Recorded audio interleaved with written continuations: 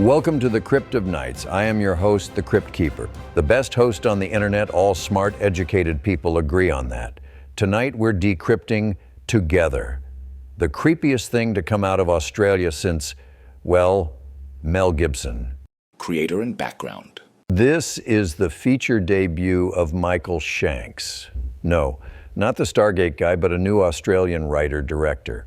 He directed a couple of shorts and a TV series Down Under before convincing real-life lovebirds Dave Franco and Alison Brie to give him a shot at directing in the big leagues. Making of How It Came to Be. This unholy union was conjured into existence by the dark forces of 30 West, Tango Entertainment, and Picture Start, who produced and financed the whole twisted affair. Now, although the story is set in the rainy gloom of Washington State, the production actually took place in Melbourne, Australia. The whole cursed thing was shot in just 21 days. Production problems. Here's some devilish detail. Shanks' partner, who works for a sex toy company, provided free, eerily lifelike prop part for a certain scene where Franco and Brie's nether regions are, shall we say, inseparably entwined. For another stretch of the shoot, the doomed duo were literally bound together by a prosthetic that conjoined their arms for hours, forcing them to visit the bathroom as one.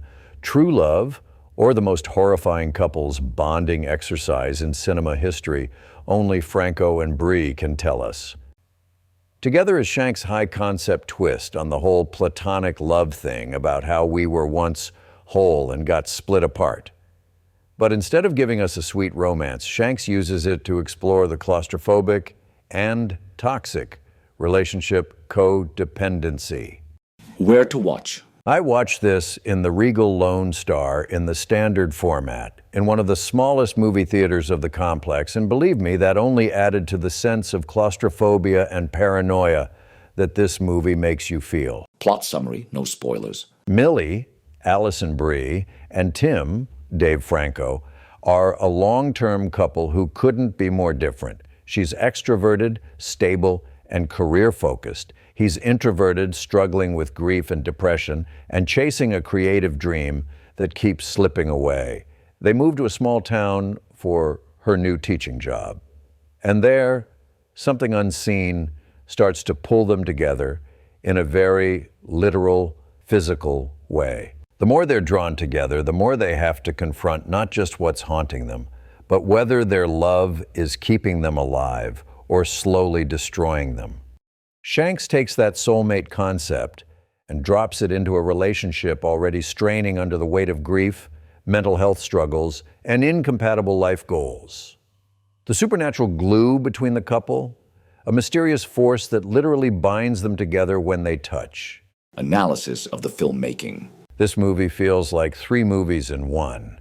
Part 1, a suspenseful psychological horror with a creeping supernatural presence. Part 2, an intimate, sometimes brutal melodrama about codependency, love, and emotional exhaustion.